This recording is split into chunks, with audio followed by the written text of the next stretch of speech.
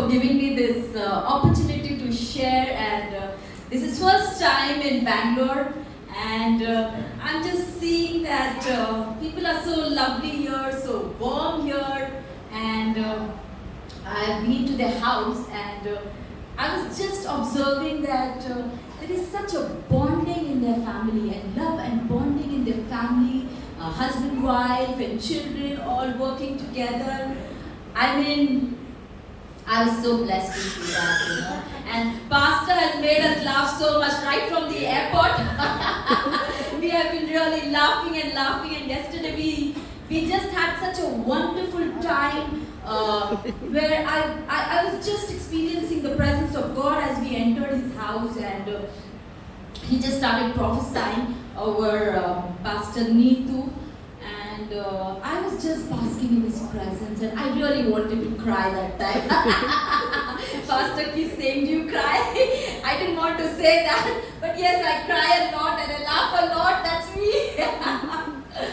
So, thank you, Pastor. So today, I'm just going to share one of the experience one of the encounter which I had with the Lord. When I got saved, supernaturally God saved me, and in the initial days we used to have heavenly encounters. Amen. I used to see streets of gold, whereas we were just new believers, never read Bible, nothing, and we used to go and share our experience with the pastor. And he used to say, "Oh, this is there in the Word, and this is there in the Word," and we are actually seeing it in the heavenly realm. These are the encounters we used to have, which I cherish it so much. And many a times I used to see myself in heaven as a small little girl, and Jesus is like, big, and just standing beside me, holding my hand. Many times we are just facing each other, looking at each other, and just by thoughts we are communicating. In the spirit realm, we really don't need to talk, The thoughts, we can communicate through the thoughts. So we used to have a lot of encounters. It was not me, a lot of people were experiencing, all the youths were experiencing. It was like a revival happening during that time. But it so happened that over a period of time, I was just going through my challenges and my wilderness in the Lord. I used to experience his presence and the stillness, and I used to really enjoy that. So many times I used to ask the Lord these questions, and he used to answer me back. But a phase came in my life that I was just seeking and praying for something, and I was after God. God, when is this going to happen? I know you're a prayer answering God. I know you do miracles. I know I've seen the best, what you do, and I've experienced your love in such a supernatural way. I mean, baptism was such a supernatural encounter I had, and which I will share it maybe later when I have time.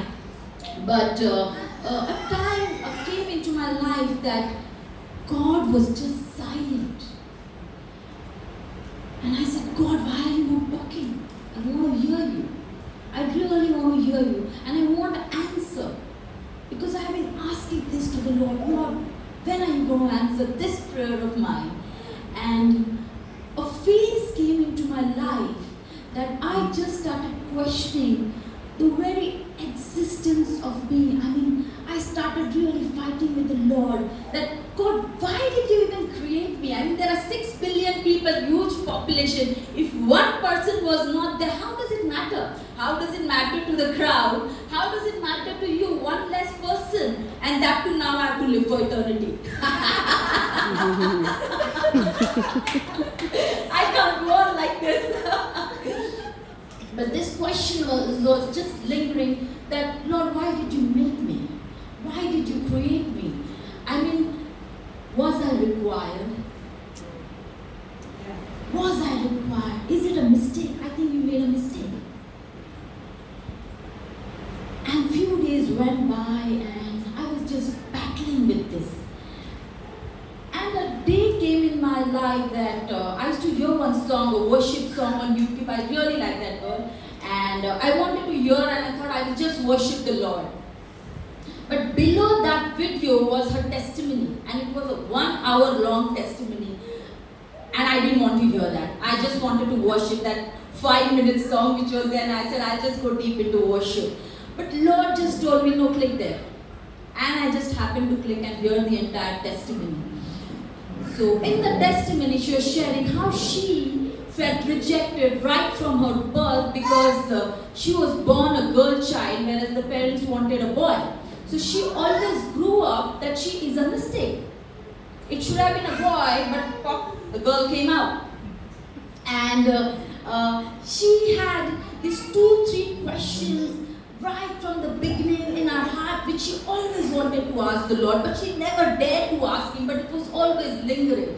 And one of the questions that she had was, Lord, what were you thinking when you made me? Am I a mistake? And that caught my attention, because this is one question which is lingering in my heart. Am I a mistake? Why did you make me, God? I mean, it doesn't matter if I never existed.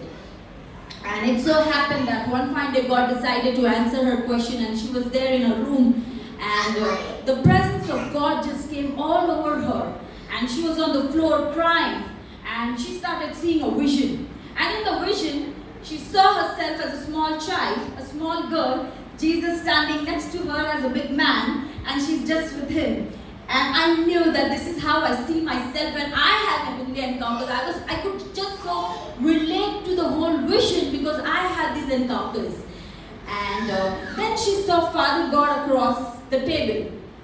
And He removed something from His heart, like a clay dough. And He just placed it on the table. And He formed her with that clay. And she's just watching it along with Jesus. And Father is forming her. And then on the side of the table, there was this musical box.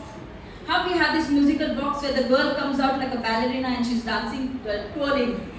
And He placed that clay dough in that box, and she just started dancing.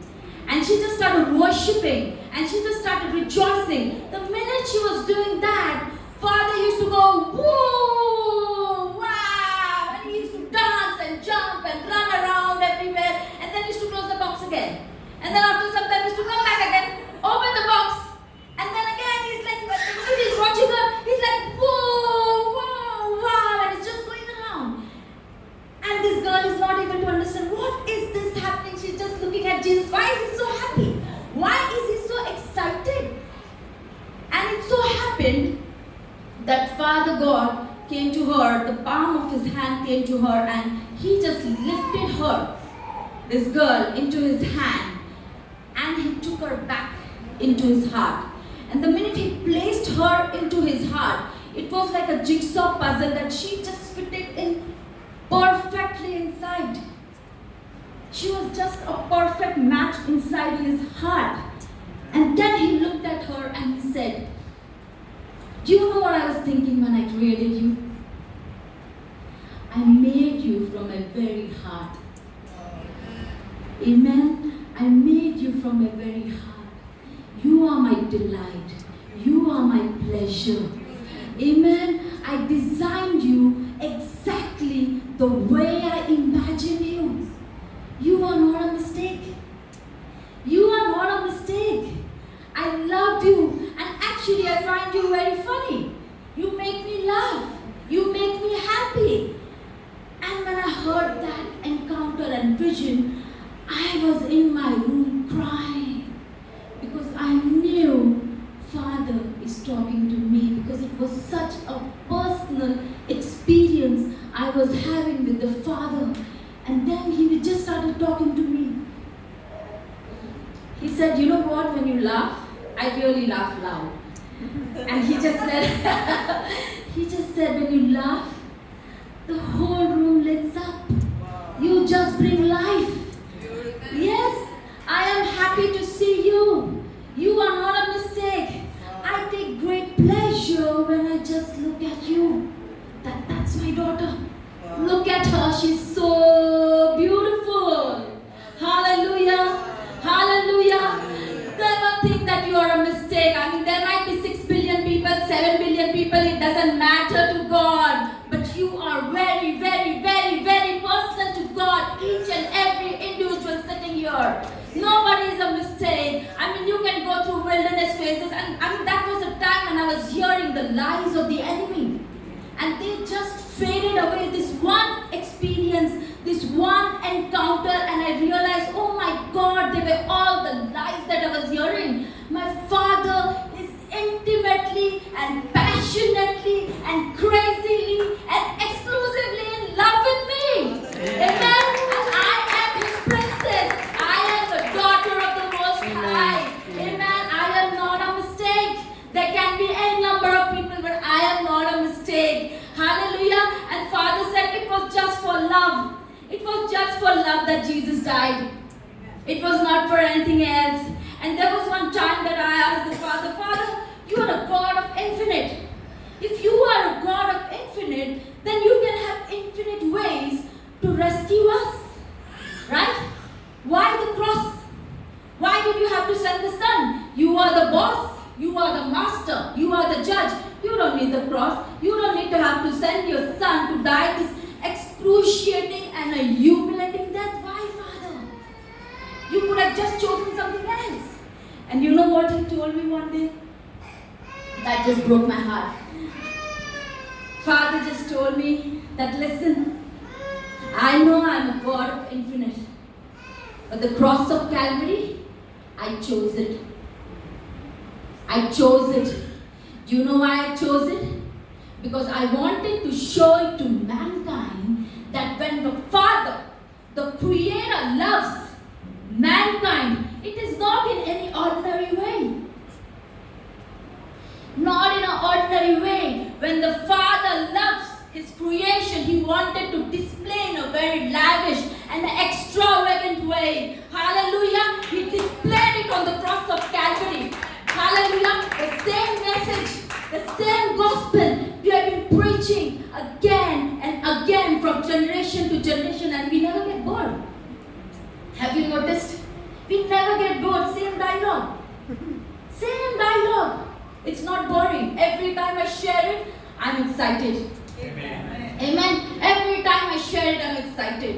And I'm filled with awe and glory.